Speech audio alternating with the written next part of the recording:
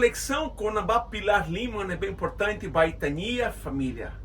Hoje está reflexão com a Pilar Nebe primeiro, baitania família. Fidelidade, zelo, cuidado, respeito, no lealdade.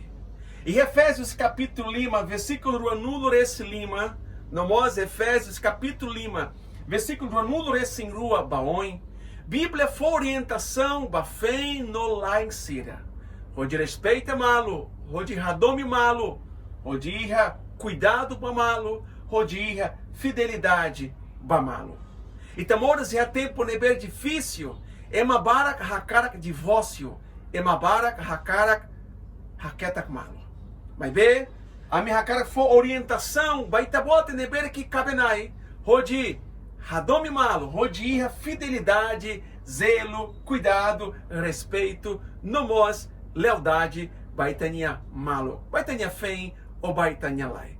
Com certeza, se tabot se atuir pilar e daner, e tabot tenha família, se sai forte luta.